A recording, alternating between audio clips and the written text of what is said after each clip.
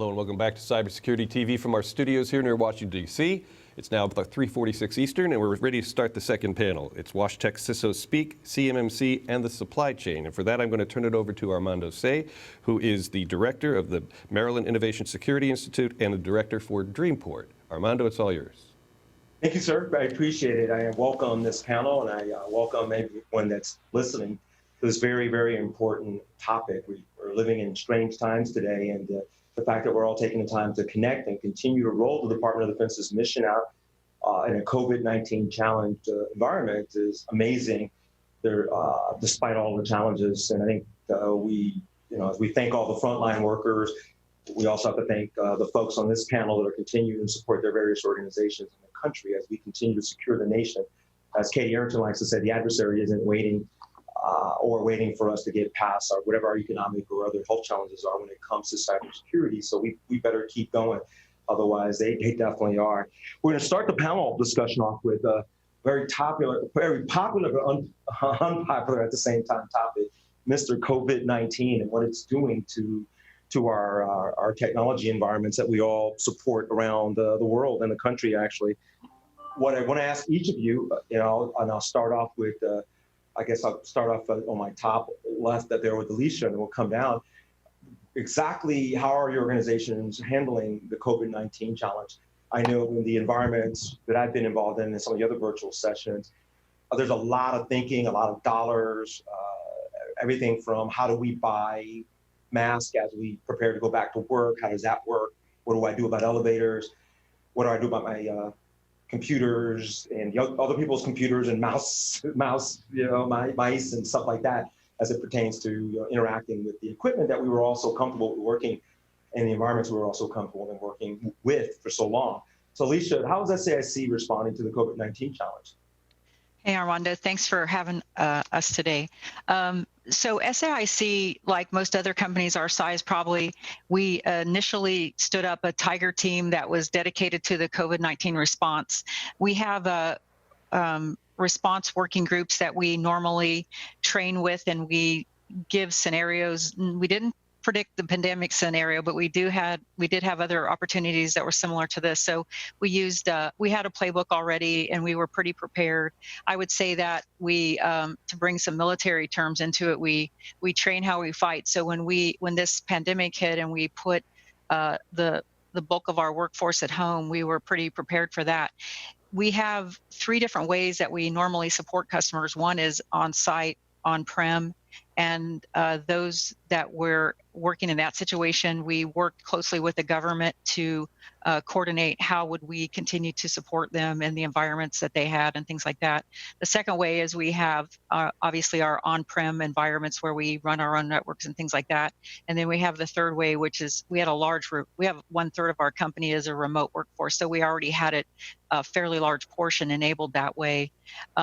We do have things in place, different ways that you can VDSN, OWA, AOVPN, and things like that. So we really had the circuitry already available to us, and we didn't have to do any expansion there. We had we have a lot of already inventory on hand and things like that. So we didn't have to go into a crisis situation where we were, put into line like a lot of other companies were. So I would say that we were really prepared there.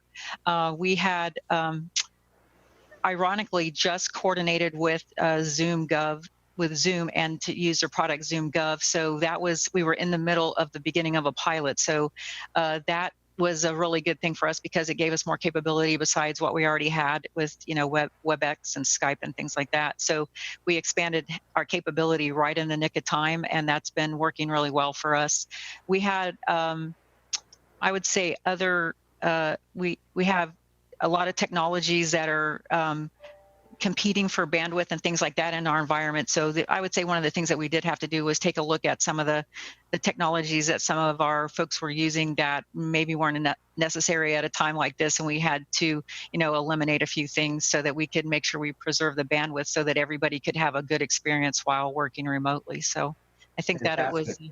that we want to get into some of the technology because technology is big. I just got, and I'm pretty sure I can say this, I think it was unclassified, but got a memo from the National Security Agency about some of the technology assets that they've been looking at to encourage working from home that will complement the way they go back to work, at whatever levels they eventually decide to do that. So that was an interesting study, and God bless them for taking the lead on looking at. A number of agencies have been taking the lead, but the fact that NSA has taken the lead on some of the technologies that they think we should consider, or that they are recommending, maybe recommending is too strong a word, but just saying that they think these are reasonable technologies that we should use. Would love to get into that. So then we have Amy Howland. Amy, how's your organization? And I think you're the CISO at Perspective, correct? Right. Yeah. Tell me how your organization prepared for the COVID-19 challenge. I know I talked to some organizations around the country. Some of them weren't so prepared, so they had lines of appointment with employees to come get laptops and to get provision to get online. They just weren't prepared for the massive work from home requirement. But there are other experiences out there. Love to hear how your organization prepared for it. Sure. Thanks, Armando. So similar to Alicia, I think we're really fortunate in that we were very prepared from a portal perspective and how we're aligned to the cloud, from a VPN, work from home perspective. And so I think a lot of our workforce is used to working remote. We do have a COVID team that was set up. And I think one of the things we've been doing is sending out a massive amount of communications. So everything from articles on our intranet site that says, for the folks, how can I access everything if I'm at home? How can I access something if I have a corporate computer? How can I access something securely if I have to use my personal computer? Where do I go? What do these portals get me access to? So I think we've had some good feedback with that. We've had a lot of town halls. Our CEO has been very engaged. Our CIO has been engaged. And so we're trying to reach out and keep a lot of contact with our community. A lot of things about how, for folks, especially on our IC side, who have to come in, maybe work in skips, how we're doing cleaning, how we have shift work, and folks can come in and make sure that the building's been cleaned over and over again. So I think we are able to continue what we're doing, but from a CIO perspective, what we're doing is, really looking at those risk decisions and seeing is, are there any particular rollouts or things that we're doing that are going to cause problems that, how do we want to schedule it? Because people can't go into the office to get a learner laptop if there's a problem, not so much.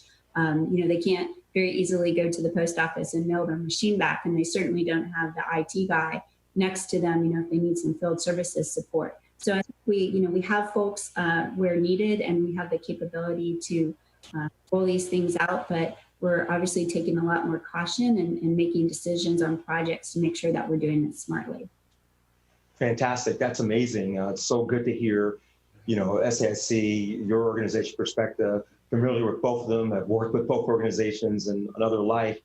And I know what you represent within the defense industrial base in terms of the work that you do, both in the intelligence community and for our civilian and military agencies. And the fact that you were so prepared for this is sort of amazing. We keep close contact with other organizations of your size. And I found similarly the ability to execute and deploy remote employees and keep the mission going and the work going to the greatest extent possible was also a very relatively smooth operation. I think there's some other things happening though as employees. I'm starting to hear from folks around the country, it's like, okay, it's been 6 weeks, it was good, right? But now, I don't know. We're actually starting to see, we're about 45,000 square feet here, so we're starting to see folks starting to sneak back in with their mask and their gloves. And it's like, what are you doing here? It's like, I just needed like a day, so, to work in an environment where, I don't have the kids and the dogs or whatever was going on in their personal lives that they needed just a slight break from to get some work done. Jonathan, would love to hear from you about how your organization prepared and was ready for this COVID-19 challenge. Sure.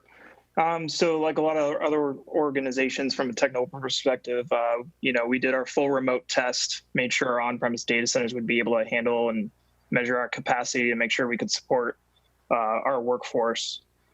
We also had our crisis management team that's been highly engaged, communicating out on various methods. Our CEO has also been doing virtual check-ins with various departments. The crisis management team has been putting out communications on what tools are accessible to employees.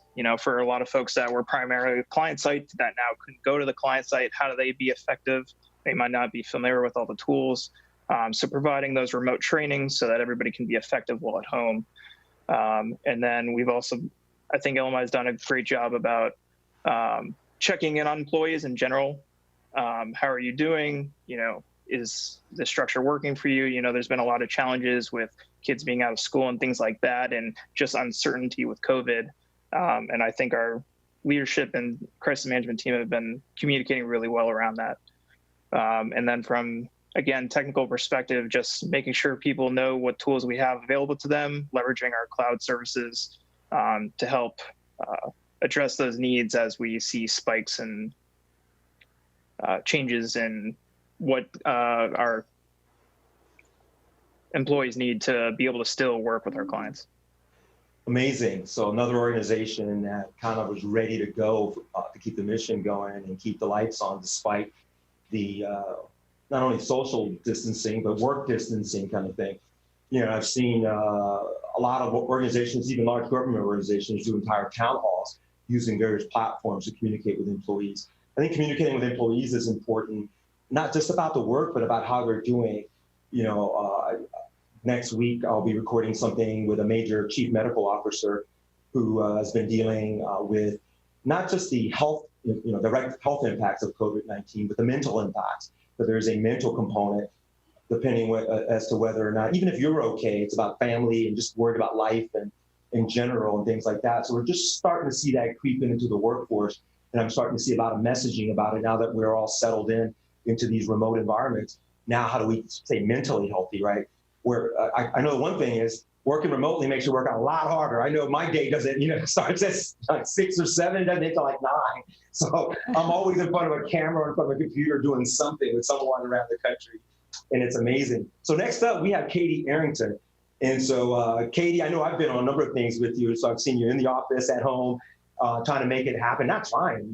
You're making it happen. And I've gotten calls from people on other things that I've either participated in or sat in or moderated, like from Europe and Australia and UK. What are you guys doing? I'm listening to Katie. He's like, we got to keep up with what's going on over there. It's like, okay, more power to you. At least we can do it safely, because I know I had a lot of international DoD partners who had to cancel, the New Zealanders, the Brits, the Australians. So literally, there was like a whole mess of them that were supposed to come in to see us here to talk about cyber and CMMC and what their thoughts were on it. And of course, as the governors started issuing their stay at home and, hey, don't get close to each other kind of thing, obviously all of those canceled. So Katie, how have you been doing, and how have you been making it happen? And you've been on you could write your own white paper on the various virtual platforms. I'm sure you've been on just about every one at this point. And I thank you. And everybody today, the session earlier and this one, thank you. And it is a struggle, right? Because I'm doing this from my personal laptop, because my government laptop, there's no camera. That's right about that. Right? Think about it. And that's part of, it's the new normal. And that's part of this whole discussion, what is the new normal? There are a couple of things just from a CISO perspective. The DoD has about 1.8 million employees. I'll tell you that not everybody had a laptop when COVID hit. Just didn't. A lot of us, when we come in, we opt to either get a desktop or a laptop. And a lot of, people. So I commend JSP and the team there that ramped up. And I'm telling you, those people killed it. They were working morning, noon, and night to make sure that we were able to keep people working. So the DoD hasn't slowed down. Our challenges, just like everybody else who's a defense contractor who has secure environments. I personally focus mine down to, I go in on Mondays and check my classified, my high side, make all those comms that I can. And we've done a really great job of how we manage social distancing, because we still have to have people report in to do that. So if you're going in, we keep it to 6 feet apart. You're not allowed to be in the office at the same time with folks, and we've made it work. But this is the new normal, right? We just really need to do. There's a couple of things, and as far as I've made a joke about it, but I'm dead serious that this shows where there's a will, there's a way, and we are all working harder. I think that this I start my day at about 5:30, and now I don't feel the compelling need to get dressed up every single day. So I'll tell you, for Katie Arrington, this takes a minute. I'm not exactly doing this every day. And truth be told, I'm wearing sweatpants on the bottom now. Work on the top, Uggs on the bottom.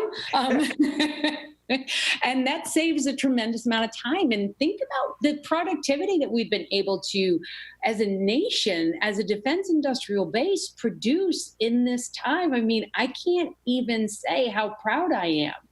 But well, back to the baseline is, if we need to remind each other that if your kids are doing work and you're using the same desktop at home that you're working on, make sure you're doing all the protocols you should be doing, that when you're VPNing in, that you're understanding that everything on your laptop or your desktop can go into that VPN, and make sure that it's a clean environment before you do that. Don't be that person at your company that clicks on that email that brings in ransomware, because that's something we've all seen a huge uptick on. It's the time to be vigilant on our experience. But hey, I've had a tremendous experience. I've actually been able to do more outreach this way, because virtually I can leave one meeting and go to another, versus transit time and having to get, permissions to enter a building. And it's actually been, I've been more productive. Sorry, did I say that? You better be careful what you say. I know.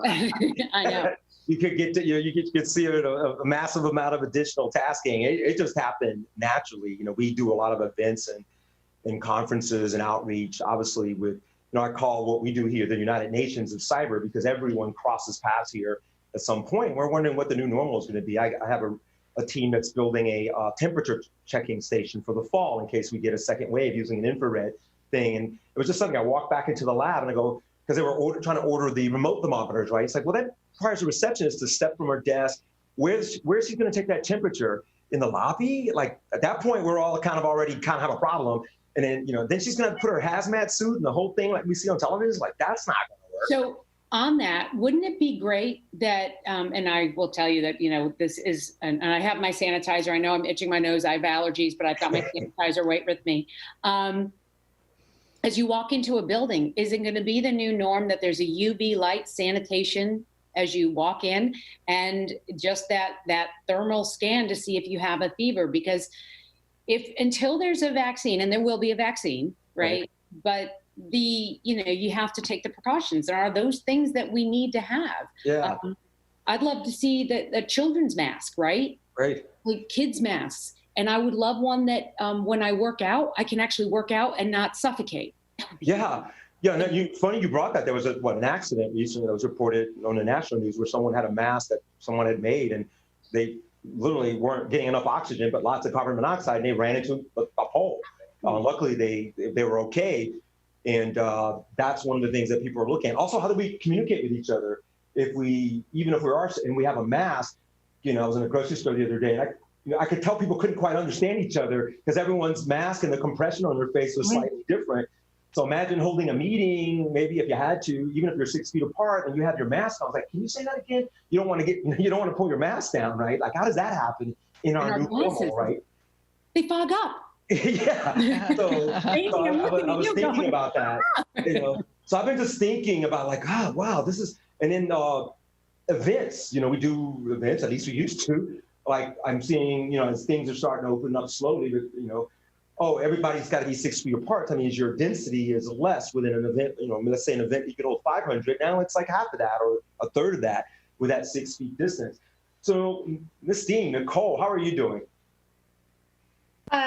Well, thanks, Armando. So, I think for Accenture Federal, we were fairly lucky because we were already architected in a way that supported remote work. So the actual transition to work from home was a nothing for us because, again, we use a cloud-first mentality in our architecture right now because we have such a distributed workforce. So everybody went fine. If we look at what we did from a leadership team and a crisis management team, it was definitely more on the personal touch for people and the challenges and issues that they were having, be it children, be it dealing with COVID themselves, what those personal challenges were. and set up, a structure to, give people the best support we could from the personal touch standpoint. I think really, besides the personal issue, what we've seen, again, was not IT challenges. It's really the cyber challenges. I mean, if you look at my team from a cyber perspective, we have actually had like 300% increase in events because of the COVID-19. So it's not that we went to work from home, it's that COVID happened. And I mean, the amount of sites that we're blocking, the amount of phishing attacks that we're blocking, I mean, it has gone through the roof. So when you look at like workload, I'm actually saying, I mean, we've been looking at like hours, and my team is through the roof, more so than our basic, our tech support people to help people, keep people up and operating. I mean, so this whole COVID crisis has just been a field day for attackers out there, and what they've been trying to do. Yeah, you're so right. The adversary always takes and monitors forever, right? It's not new stuff, right? When we are challenged with something, that's their opportunity to say, maybe they're not paying attention. Maybe they aren't at their best. They're worried about other things. And this is our opportunity to start doing our reconnaissance, put our implants in, do the phishing attacks. I had a factory in Florida that we're working with here on a pilot, and they had a ransomware attack. And normally we don't get into those things. We're getting more into compliance and assessment, but we tried to do the best we could to help them because they just didn't have the talent. And literally, they literally had a COVID-19 related ransomware attack that was starting to go rampant across the enterprise. And they're just trying to help them via phone how to respond to it. Hey, do you have backup? Start up, disconnect networks, segments and things like that. They were in a complete panic, and they were at a reduced workforce and just not the ability to get in touch with all the right expertise that they needed, that they normally would have. And I'm not sure it would have saved them anyway, given some of the things that they were running into in this particular challenge. So yeah, the adversary is still very, very present and still very, very active. And I think that if our nation takes its foot off the pedal, what we're going to find in the fall is going to be quite scary, that they've taken full advantage. And I'm sure they've crept in places wherever we had weaknesses. And it happens during the Christmas holidays, July 4th. Common ways to come in and say, hey, they're not at work, so let's go get them. Let's go find the vulnerabilities and the weaknesses in their infrastructure and in their supply chain to see if we can disrupt them as we go forward. Ed Bassett, you're mute there, sir. I would love to hear from you and to see what you got to tell us about your organization and its preparedness for COVID-19. Hi, I'm not sure I'm actually on this panel. I was waiting to do the closing remarks. Oh, okay, Ed. Well, I just saw you there. All right. Well, that's good. I'm just hanging out on the Zoom. So. Yeah, you're just hanging out. Okay. Well, we'll go into our next segment. So the COVID-19 challenge is pretty prevalent, pretty present. I can tell you just as, my 2, 3, 4 cents, our organization is preparing to order, for instance, masks.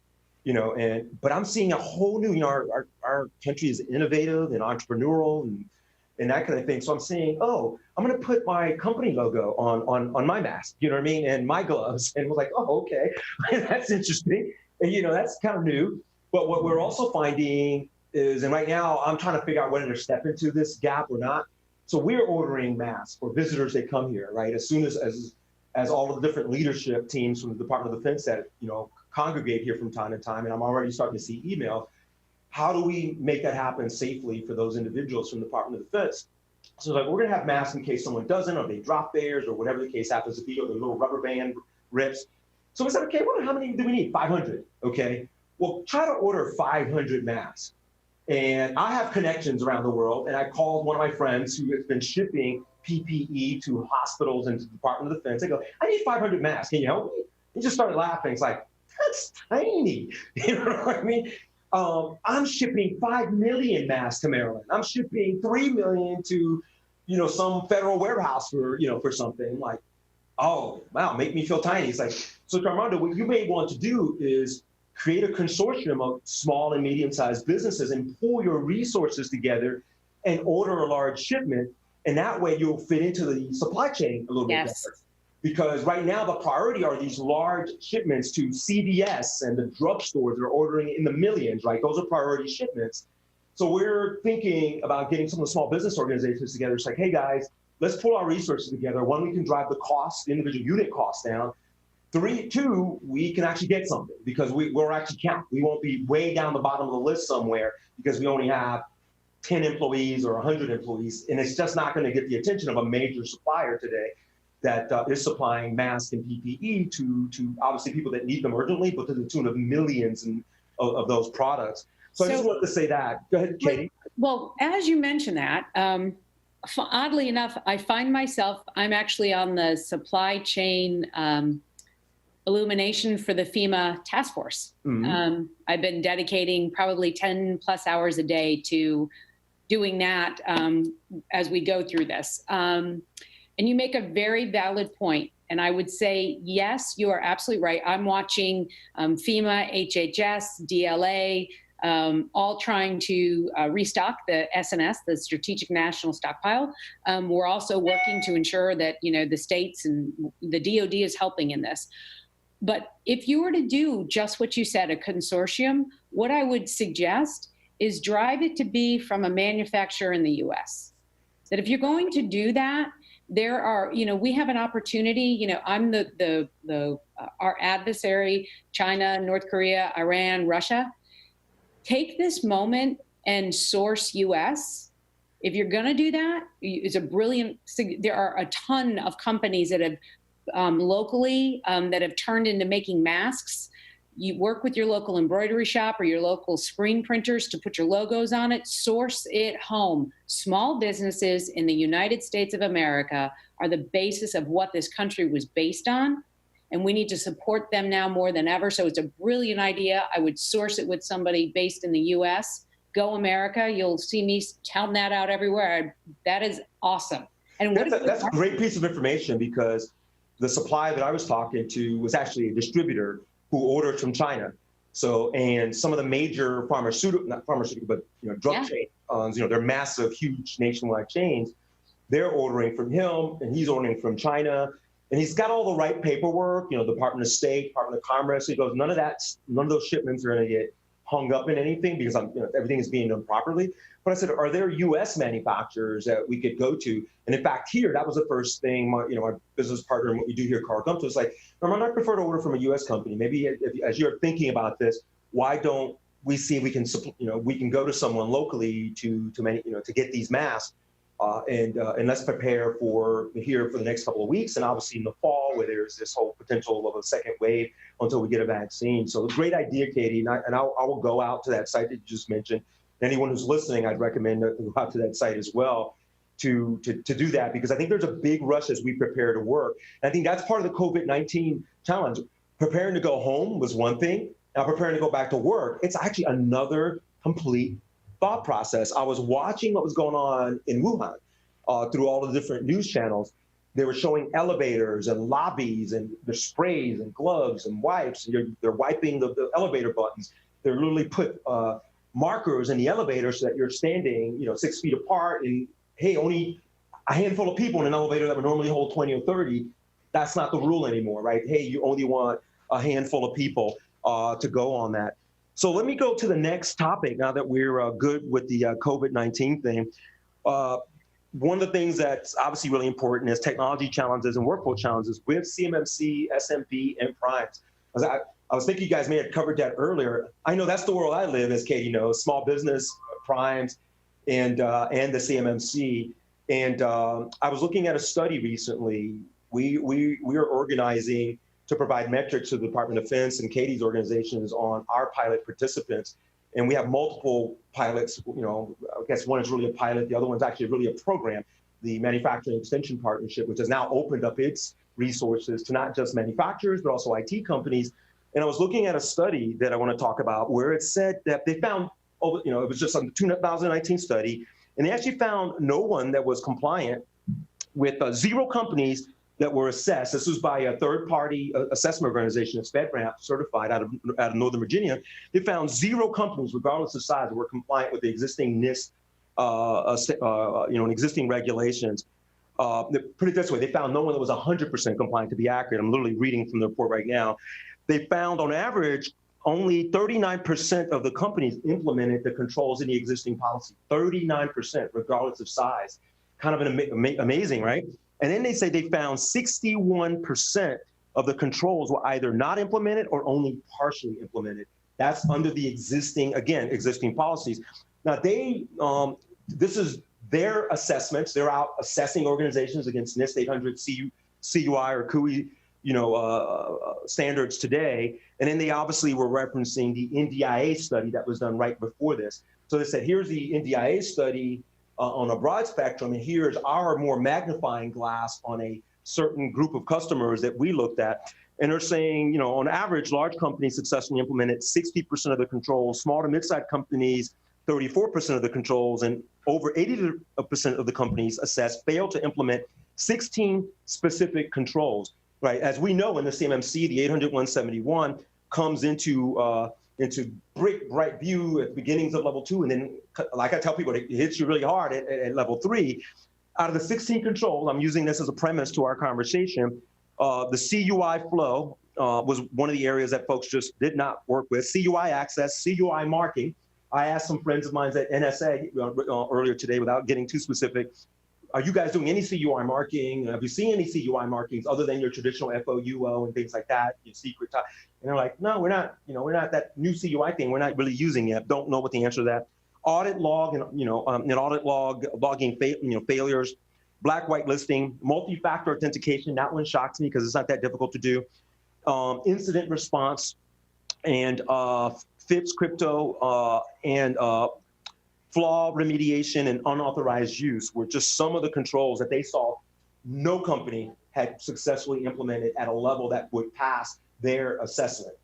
And isn't that like amazing, right? So if we're saying that, at the large, and Nicole, you work for a large company, Amy, Alicia, maybe you guys don't fit. You guys weren't one of the assessed companies by this particular third-party assessment organization. But the fact that there's that many of your constituents that were not compliant or didn't implement the existing standards, what does that say for the struggle that SMBs may have as we go forward? The CMMC eases some of that, right? Because at level 1, you're not dealing with 800-171 as aggressively as you are at level 3. So that gives you an entry point towards compliance and gets you thinking. Level 2 prepares you for level 3. I'm listening, Katie. I study you on YouTube over the weekends. So it's like Katie University. And so I watched, some of that, as well, hey, what are you going to do when you can't go shopping and you get tired of shopping in Whole Foods, right? So, so let's talk about the small and medium-sized businesses as we're talking about. So SAIC, Alicia, you have a very deep supply chain. In fact, I'm one of your supply chain companies. I've had to fill your supply chain questionnaire and your portal and all that kind of good stuff as part of what we do with you guys. What are you seeing in the small business marketplace? Yeah. So I think what you explained is the exact reason why that Katie has a job, is because the DoD realized how insufficient it was just self-attesting. So actually, we had just gone through a DCMA assessment in October, November timeframe. So we feel pretty good about our controls, and I feel pretty good going into the CMMC assessment. But as far as our supply chain, like you said, SAIC has been around for a long time, and we have a very strong program on how we deal with our subs and our vendors and such. But we do flow immediately down through our processes. Any contracts that we have that have the requirements, the DFARs, the FAR, the DFAR requirements, and any other enhanced security controls directly to our subs, so that they know immediately that they are required to, participate at the level that we are with those controls. And we have a lot of things in place. We have good touch points with our suppliers and our vendors, and we established a process where we identify which ones are our tier 1s, and even higher than that, like crown jewel providers who might be a small mom and pop organization that has some small nugget of golden nugget that we need for a particular weapon system or something that we're building, and we actively touch base with them. We make sure that we do more than just have them self-attest. We actually we have a cyber assistance team, which is called our CAT team, and we've actually dropped our CAT team in on top of, some of our, primary, vendors like that who have critical data, CAD diagrams, or things that they provide us. So there's a lot of proactiveness like that going on now because we know that the DoD holds us accountable for our supply chain. So we have a lot of activities like that going on. I would say that there are struggles with a lot of smaller, companies, like everybody says, the mom and pop shops, like the ones that need to be level 1 or 2, and sometimes even 3 if they're handling CAD diagrams and things like that. So I would just make a recommendation to them. A lot of the larger primes have channels that they can reach out to and get assistance. Don't be afraid to do that. And if we're not actively, contacting some of our prime tier 1 subs, reach out and ask your prime for help. And we're willing to do that. And I think a lot of other companies in our size and situation are willing to do that as well. So don't be afraid to ask for some help if you need it. That's amazing. The cyber Armando, just not to interrupt, just you have 8 minutes left. 8 minutes, okay. So yeah, Alicia, that cyber assistance team, I remember you and I chatted about that. That was amazing. We have, a concept called a compliance coach to help some of these small businesses understand. We clearly walk them through the domains and the practice areas to work with them to understand what those are. It's amazing how the conversations go. Is that my DD-254? It's like, no, they're not talking about your DD-254. That's not what that's about. So Amy, what are you guys doing at Perspective? You guys have, in another life, I was part of your supply chain way back when through the intelligence community in another life. What are you guys doing to help your SMBs as a large prime? Obviously, since you're going to be held accountable and are held accountable for your supply chain as well, what's Perspective's approach to that? Sure, and your statistics were definitely startling. So we've taken a proactive approach from a supply chain perspective to send out a communication to all of our subs. And it's kind of a catch-22. I think on the proactive part, we're sending it to everybody. So in fact, we've gotten a little bit of feedback where we've had some subcontractors who might be confused because they're not part of the DoD supply chain. But we're looking at it in regards to the fact that CMMC is very likely soon to be adopted by the civilian agencies. And so if they're aware now, they can start getting ready now, as opposed to waiting for DoD to finish paving the way and for others to come in. So we're trying to be very proactive from a communications perspective. And we're also working with our subs to help them from an assessment perspective or to help pair them up with the right folks to take a look at how they look from from outside, from a security perspective, and then get them some help and provide them resources to who they can work with if they need to get some of their controls in place. But I agree with what Alicia said and others, is that this is the whole reason for CMMC, that the self-attestation was just not working.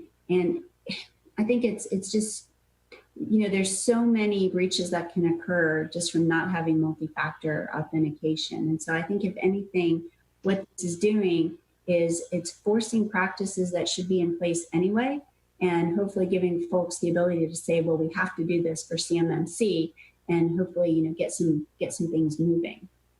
Great points. I can tell you that this is definitely not exhaustive, because we're, as a great singer used to say, we've only just begun.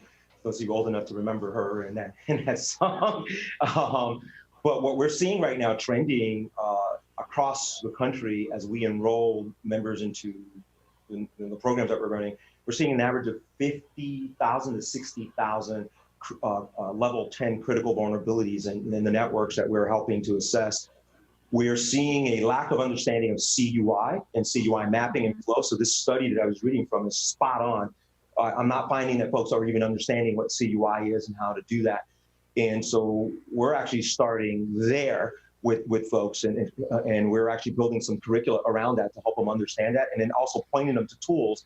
In some cases, they don't even understand that if they're working with a large prime, they have been giving a tool. There's a company that actually provides a laptop for CUI compliance. Like, I'm not going to trust you. Here's my laptop, and encryption's on it. This is the only way I'm going to communicate with you, my information.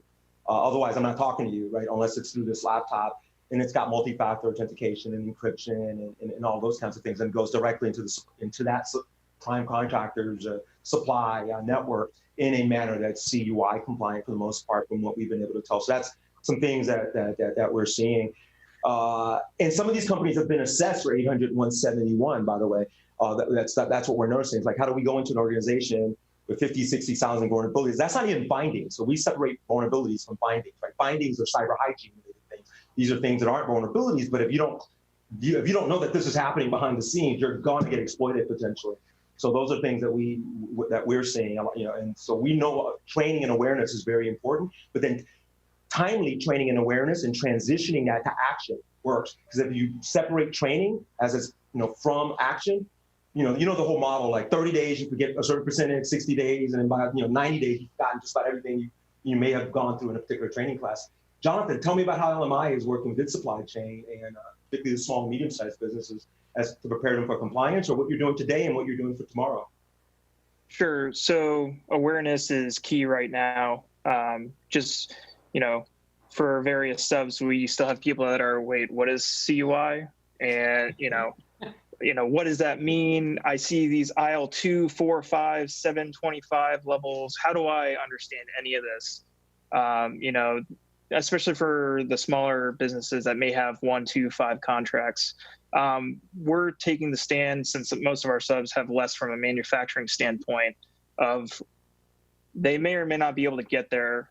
So what are the services LMI can offer as we go through our CMMC accreditation that can enable them to work on our systems?